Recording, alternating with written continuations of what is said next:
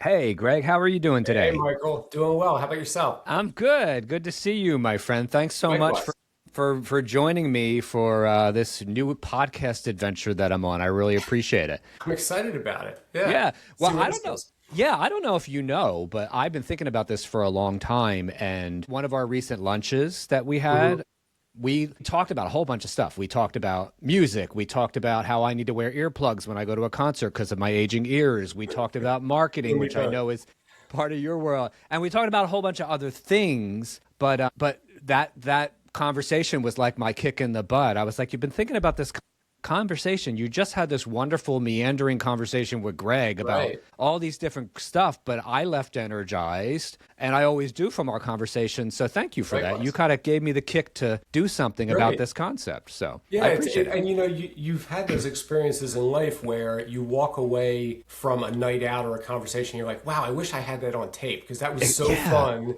and it's just lost in the ether. So, all right, now we're going to try to capture something. So it's Now cool. we're going to try. And you know what? We don't know where this conversation is going to go, Greg, but let's just Hence the name. Yeah, I love let's it. let's just see what happens. So here we go. Okay, good. I don't know where this conversation's going to go. So, everybody, I'm here today with my colleague and friend Greg Ippolito, and Greg and I have known each other quite some time. So, yeah, thanks for coming on, Greg. Say hi to everybody. Hi, everyone. Michael, very happy to be here. I'm so glad you're here. And, we probably only have 10 listeners at this point, but I'm sure it's going to grow as it Sure. goes forward. But yeah, so I want to just talk about like the conversations that we typically have, but this time we're just happen to be recording it because Absolutely. you and I always have insightful conversations. And that's one of the things I want to do with this show is highlight people that I've met that I know who are doing really cool things or are making a small change in the world or who have this spark or passion that I think people should hear about. Yeah. But also, what I find is what I'm finding lately, and you as a marketer probably are going to cringe when you hear this, that my conversations with people like you and other people who are out there have been so motivating to me that they've almost become my version of marketing, getting to know people, building relationships, Yeah. and it's kind of different from the traditional notions of marketing that I've always subscribed to. Yeah, no, I don't cringe at all. In fact, I think, can we just dive right into it? Can we Yeah, do it. Go for it. Yeah.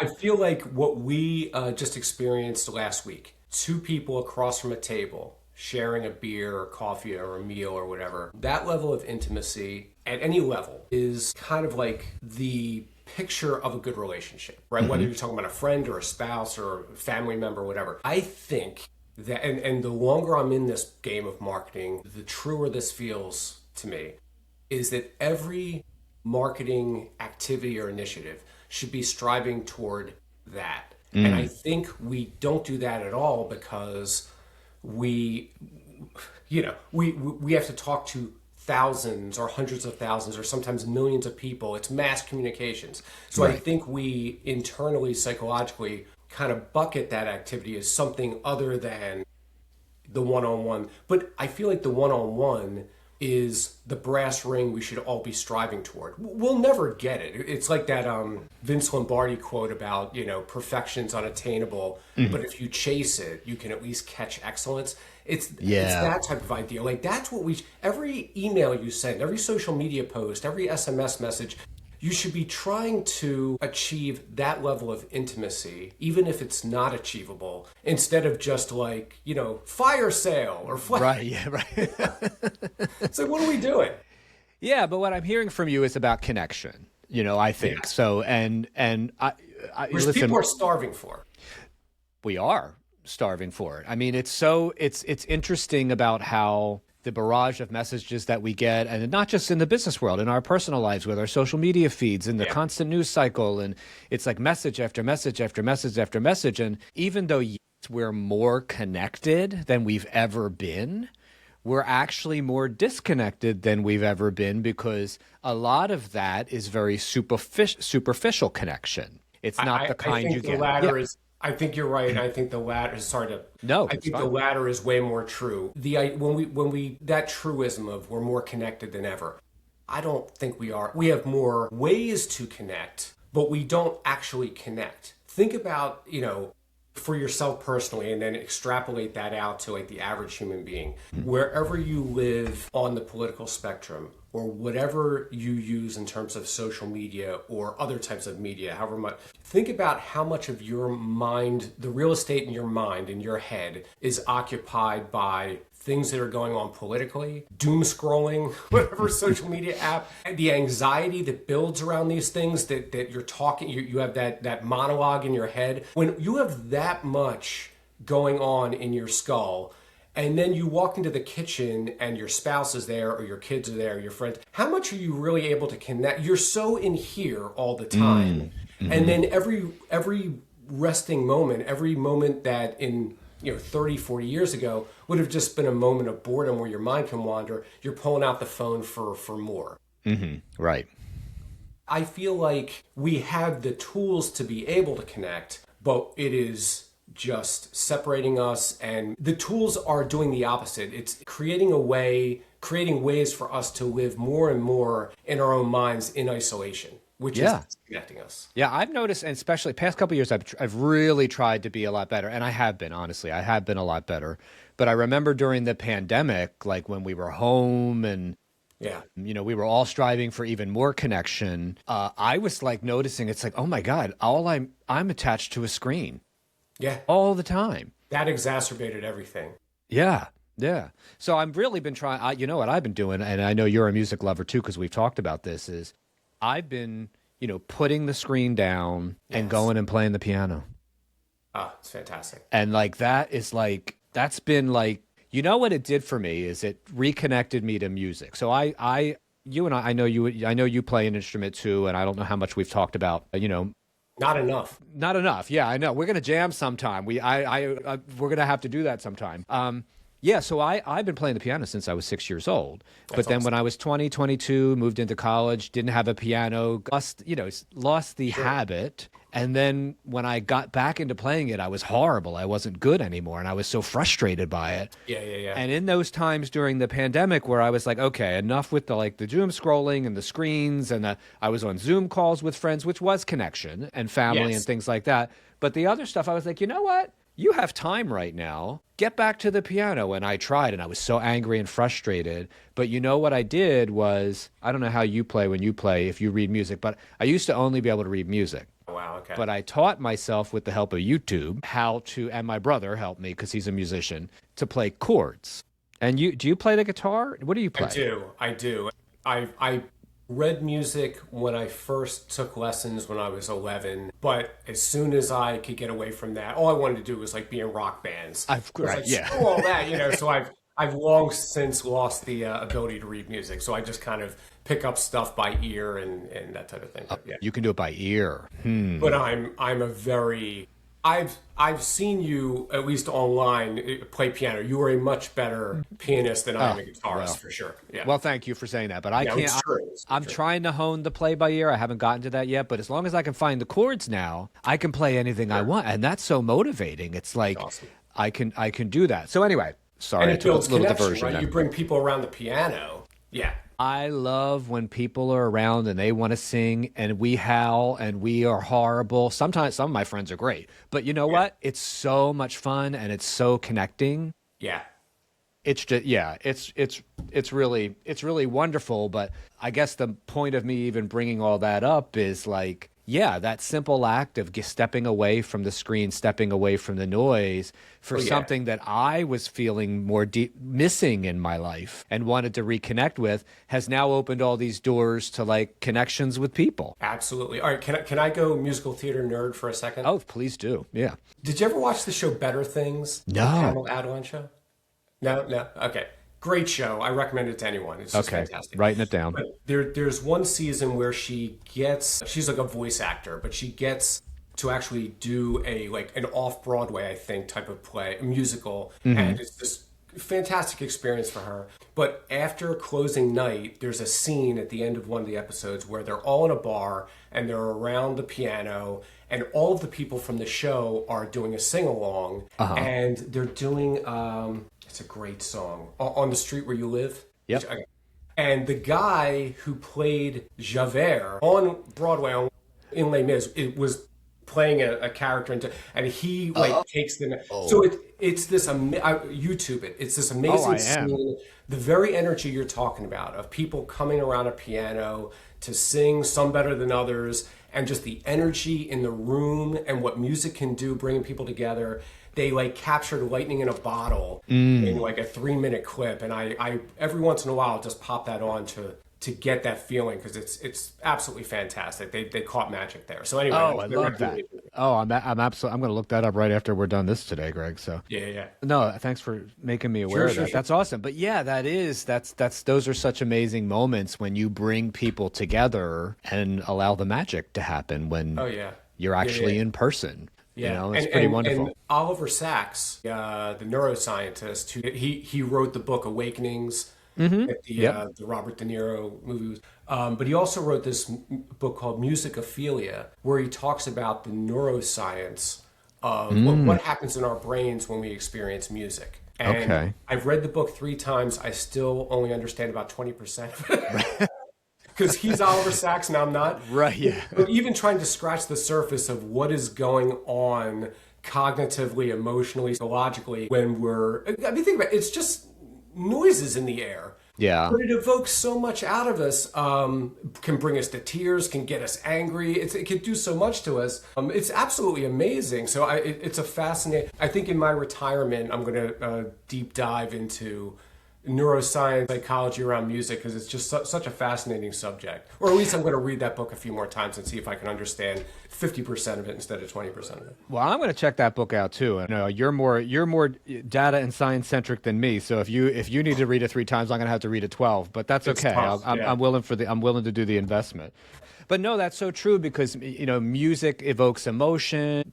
Yeah, there's got to be some really great neuroscience around that. But then also when you think about relationships, because you and I talk about relationships in marketing and in life and in all of that stuff, so much music, the lyrics and the music are about what happened in people's relationships. And it's their outlet to tell that story. There's such great storytelling in music, which I love. You post every Friday on LinkedIn, because that's my only social network, LinkedIn. You post every Friday. You break your marketing kind of persona and you post a song that you're playing on your turntable from your vinyl collection. Yeah, what started Friday Vinyl is the hashtag. Yeah. What is it? Friday what? Friday Vinyl. Friday Vinyl. Yeah. So I look forward to that. I'm always like, what's Greg going to post today, and what song's that going to be? When did you what made you start that? What was the motive behind that? Kind of random. I was complaining to my family about how when I was a kid, by the time I was 13, 14 years old, I had really amassed a terrific collection of vinyl, which, over time has just kind of disappeared. And for a long time, they weren't pressing vinyl anymore. Nobody bought record players. So that was just a thing of the past. And then with the resurgence and revolution around vinyl, I'm like, man, I wish I had, my old records again. And after getting tired of hearing me complain about it, a few years ago for my birthday, my daughters bought me a Bluetooth turntable and a couple of vinyl records. Oh, nice. Basically all right, stop complaining and get started. So, I hooked it up to a simple Sonos speaker. And every once in a while, if I'm near a music store, I'll pull in. And I forgot about the joy of just physically flipping through vinyl, looking at the backs, opening an album and looking at liner notes. These are, even when you had CDs, everything was just in such a smaller footprint that it wasn't nearly as enjoyable as just the grandiosity of So to tap back into that thing that I haven't felt since I was 13, 14 years old. So then we like to shake things up a little bit on Fridays. So on Friday mornings, one morning I just got the idea of I'm just going to start the day by throwing on a record. And I did it. And then I thought what if we just grabbed a short video of this and threw it up on LinkedIn to share with this is what we're doing Friday morning. So it was just kind of happened organically. But I love it because it's funny. You and I have some similar tastes in music because you'll throw one up there and I'm like, oh my God, I used to have that album or I had the CD or whatever and I haven't listened to that band or that song in a decade. And then next thing you know, I'm going to my Apple Music and adding it. But it's not the same as I remember when I was a kid, a teenager, sitting in my parents' living room, in the house I grew up in, with the we had music playing in the house a lot, but with an album on, but sitting there with the artwork and the sleeve with the lyrics on it, and just sitting there, and that was such an experience that's so much different. Listening to an album was its own activity because of all what you said. There was so much art to just immerse yourself into, to read the lyrics and listen along, and oh my god, to then think of, if you were a big enough dork fan like I was, right, you were, to think about what was the last album this artist did and how did it differ from what I'm listening to now, like their evolution, and you wonder what they're going to do next. It's funny, I wrote an article, God, it's got to be like 10 years ago or so, and I called it Deep Cuts. And it was really a metaphor. It wound up getting I got a lot of comments around music. It brought people together to talk about music, but that really wasn't the purpose of it. It was really a metaphor for how having to do things like that in the old days, like to sit down and listen to an album.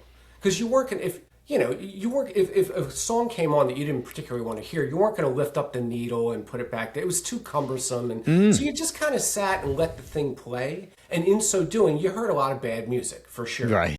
But every once in a while, you would hear a song that you probably never would have gotten to, track 3 of side B or whatever, a deep cut. And you're like, oh my God, what's this? And so for you, here's this little gem that like the vast majority of the population missed, but you got that. You have a personal connection to that thing. And I was contemplating through this essay that and again, this is 10 years ago. With everything being so personalized, you go to your Netflix home screen and here are 5 things that, based on the algorithm, you're sure to like. Right. You're like, yeah, okay, yeah, you try one of those. You don't go deep. You don't look for stuff that's off the wall. You go on Spotify. If they shuffle up a song you don't particularly like in the first 3 seconds, you skip it.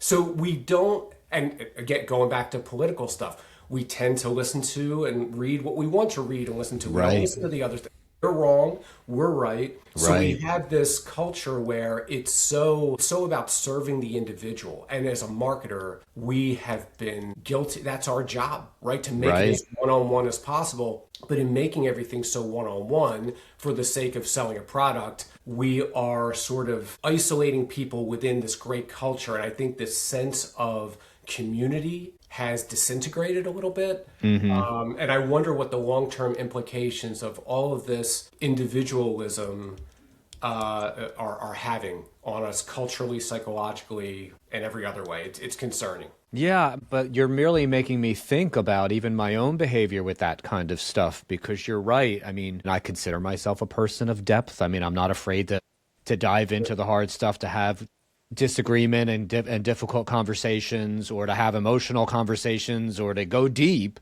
But really, you're so right that the way we're served up things these days are keeping us at that top level, because it's all about the currency of attention in the moment and causing the click or the action as quickly as possible. That's really interesting. It's go ahead. I was going to say, like, you just talked a little while ago about, during the COVID lockdown, how, you made the decision to, like, teach yourself piano. And even in the modern day, you'll make a conscious decision to put the screens away and go to the piano. Like, but it's almost like, doubtless you get a lot of joy out of it, but it's almost like another rigor that you're putting into your life. Like, I have to go exercise. Like, I'm not going to eat the hamburger this time. I'm going to eat the salad, or these things that, like, on an individual level, we have to kind of create parameters and guardrails for ourselves, and we're better for it. But these things are, again, done on an individual level, and 2, they're very difficult. They're difficult to do and to stick to. You off and then you come back. If we're talking like culture wide, and again, going back to marketing, and underneath that, not to make this a 2 a.m. dorm room conversation, but like capitalism driving everything, driving every innovation. So capitalism forces marketing, marketing forces itself on the culture. Everything is about making things as easy as possible. You know what I mean? Like, you have a problem, instant solution, even if it's really not, even if it's a Band-Aid on a bigger problem. But like, this is the way we communicate with each other en masse. This is the expectation that we have as consumers in this world we live in, that any problem you have, except for a handful, is solvable with one purchase or with one action. So we're basically, so then to tell people, no. The way to live a fruitful, rewarding life is to go through the hard stuff and get to the other side of it. How do you teach people that? Right, yeah. After you've told them their whole life, the solution is right there. It's one click away. Yeah. It's head spinning, It is. But so getting to like what you do in your day job and in your work, how do you work with that reality of what we have, but still, because I know from talking to you, and one of the things I admire, let me just take a little side. One of the things I admire about you as a marketer, I mean, I know you're a writer, you're a creative, but your agency is a marketing agency, Ippolito Media Arts, IMA. You just going by IMA now, or are you still? Mostly. Well, yeah. So I like IMA. the idea at the beginning of like DDB. BBDO and like There all you those go. old, golden age. But I was one guy, so I had to come up with. Yeah. I had to go with 3 letters. Yeah, I've been there. I know. Yeah. I remember those days of trying to start up and think of a name and all of that kind of stuff. But what I've always admired about you in your professional relationship and in your professional journey since I've known you, you're not. Yeah, you get the data. Yeah, you know what you're doing. Yeah, your team's tech savvy and you understand all the different avenues and tactics and everything. But you still, like when I talk to you, it's still about relationships. It's still about connection. Yeah.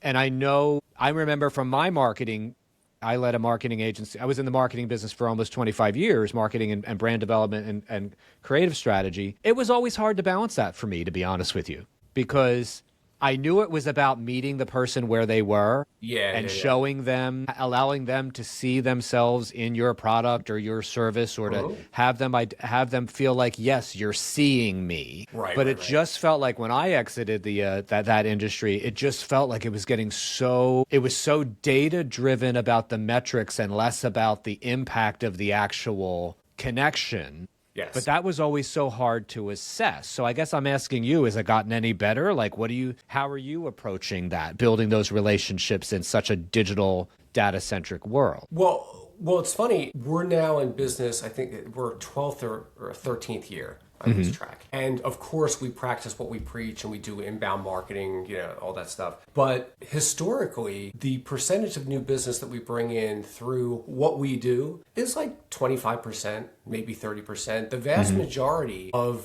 new business relationships come from referrals. Someone who says, I've known Greg a long time, or I worked with him, he's a great guy, talk to him. That's where the majority of the business comes from. And also the quality of those relationships tend to be better because they're coming from someone who knows me as a person who just like found us on the interwebs.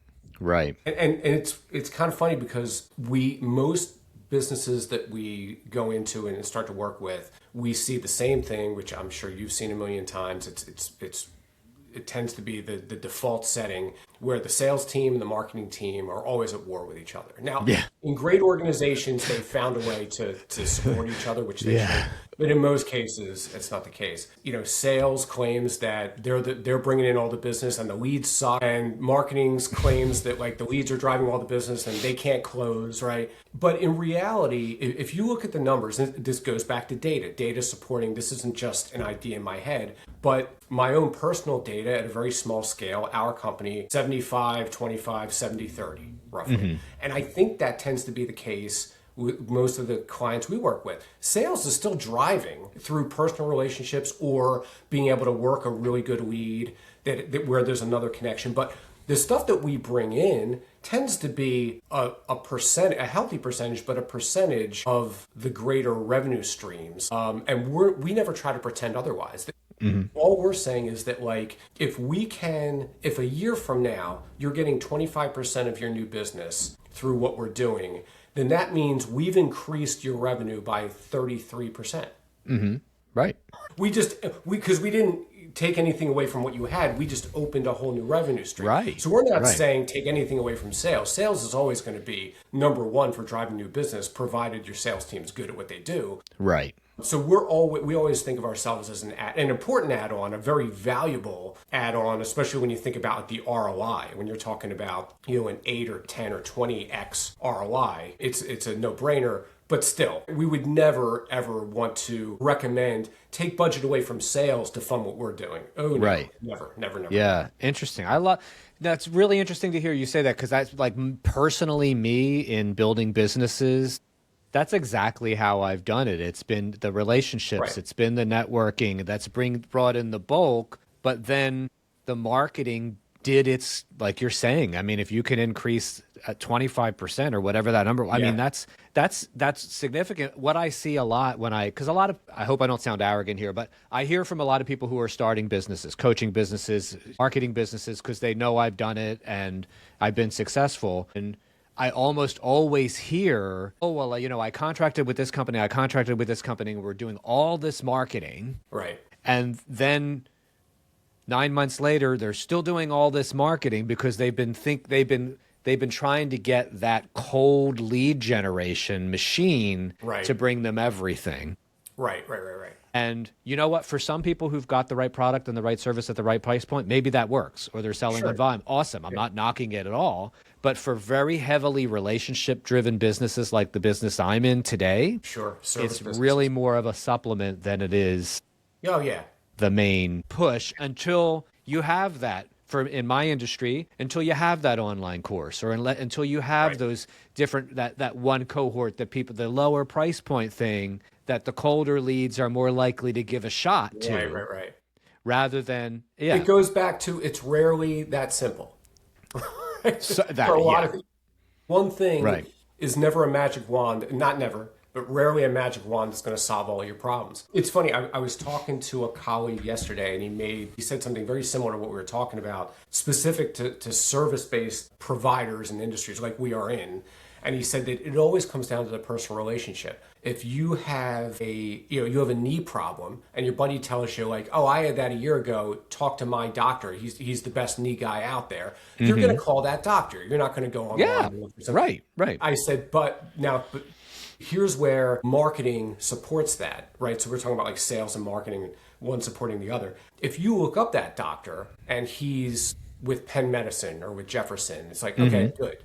You have that brand behind the recommendation. If you look him up and he's from some hospital you've never heard of, Right. you're going to be like, well, it is my knee. Like, maybe right. So it's like, but like all of so when, and this is going back to the obvious, but like when marketing and sales can work together, where marketing can build that type of trustworthy thought leadership reputation, a brand that people recognize and immediately have a warm feeling about, that automatic thing, and then sales can reach out and you work for, let's talk. It just smooths things. It makes things Right. easier. Yeah, But absolutely. you need both for sure. Yeah. I always love talking to you because you're a good guy, but also you always have a lot of good insights to drop. And you do that on LinkedIn too, everybody. So I want to make sure that you follow Greg on LinkedIn after you've met him here because he Smash shares that some. like button.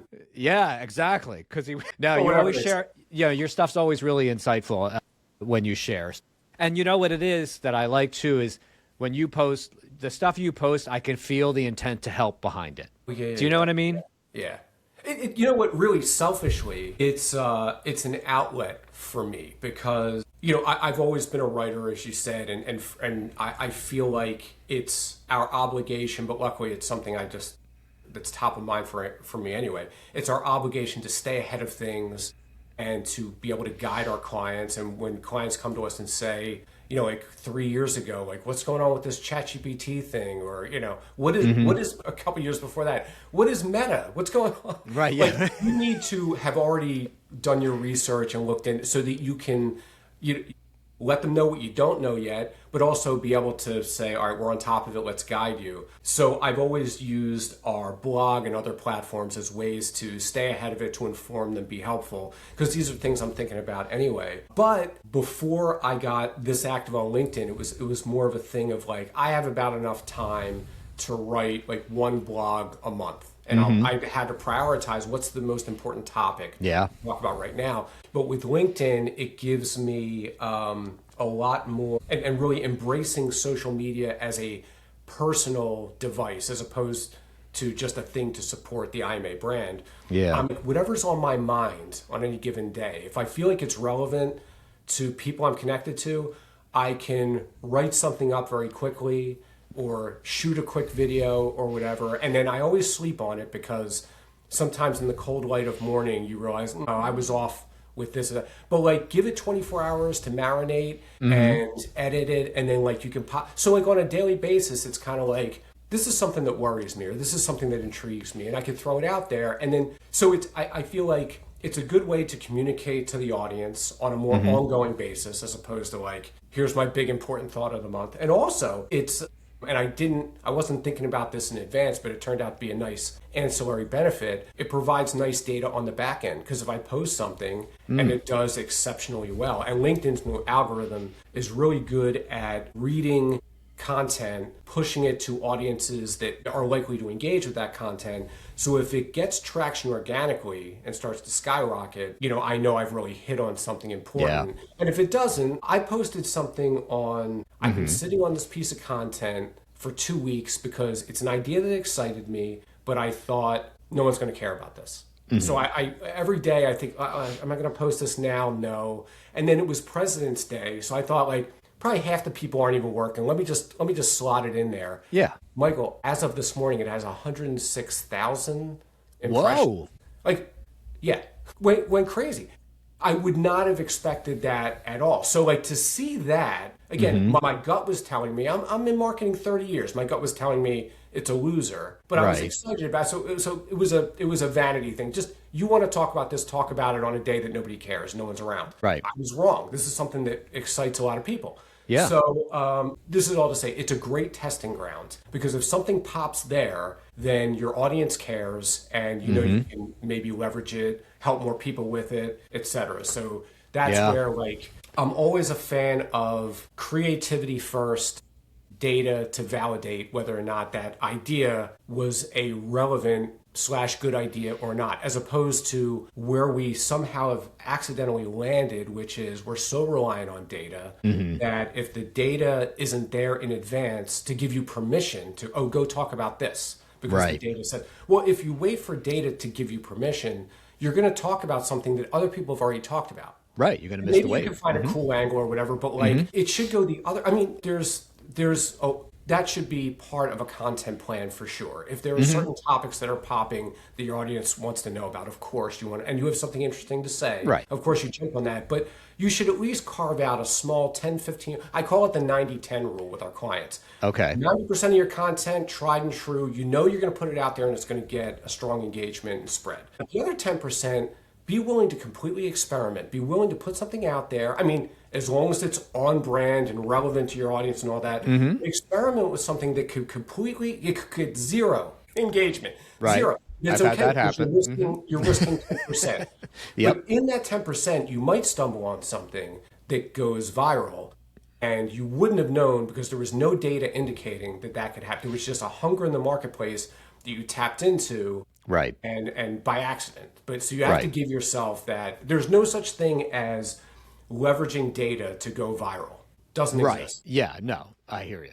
Well, and with me, it's funny, like if my post is intended to be helpful, like you said, it's one of those things where I thought about it, I'm like, oh, people might be interested in this because it's going to help. And then it's written in my voice, and it comes through that way. Those are the posts that do better, almost always for me. Yeah. So, but it's interesting you did it on the holiday, because I wonder if it's funny. I've noticed there are a lot more people on weekends and holidays than you would think. Yes. And I think sometimes you get even more leverage because there's less noise. That's true. Yeah. It could have had like a counterintuitive, and you're right. I have noticed that because we've been reporting that to clients that, because they tend to want to run campaigns during the work week, Monday to Friday, when people are at work. It's like, don't neglect the weekends, man. People are sitting there on the like we were talking about before. Because we're all connected. Your family's around you. Tethered to our screens, right? You are by yourself on your phone checking LinkedIn. Oh, that's too funny. So as long as they're doing it, you might as well leverage it. So true. So true. Yeah. Well, listen, I'm going to wrap us up with a question for you, because you're always very helpful in your persona and in the content that you put out, also in our conversations. What's something, maybe a time when someone helped you and you didn't maybe realize how helpful that was in the moment? Can you think of something? I'll think of something too, because I know I hit you with a. Give me a second to think about that. I got one, but yeah. I'll give you one. Okay.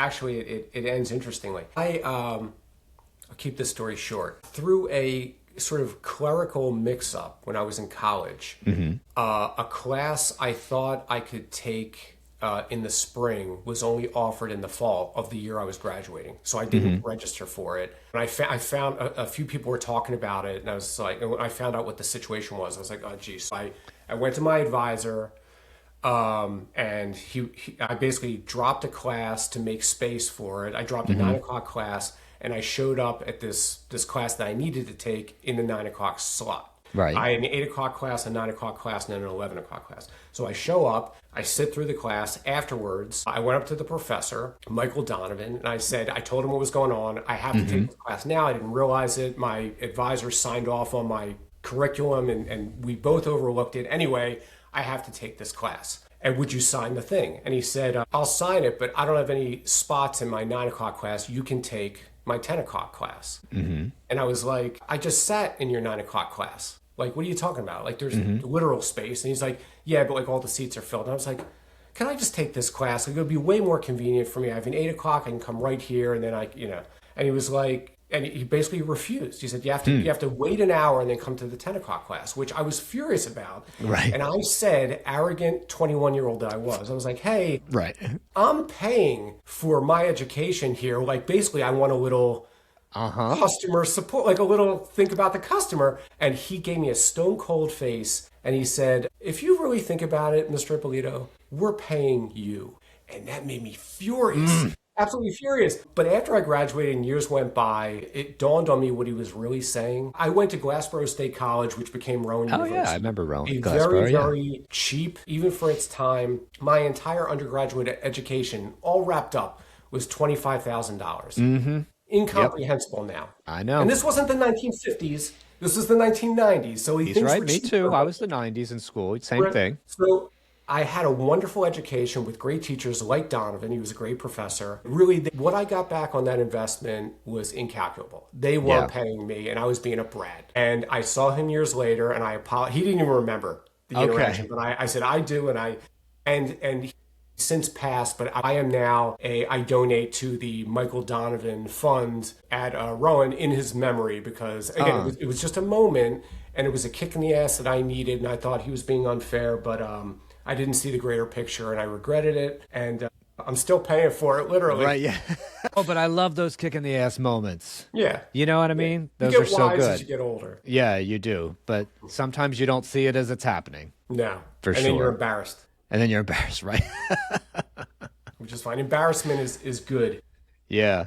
Good experience. The one that came to mind with me when I posed that question to you was years ago, when I was like, kind of contemplating what my next steps would be after my agency days and everything. I had lunch with my friend Lisa, and she's a coach, and I was asking her, like, what's it like being, and we were just talking, and she looked at me, and I don't know if she knew where my head was at that time. We were just having a friendly, collegial friends conversation, and I was being curious. And she looked at me and was just like, but you would be such a freaking good coach. Do you know that?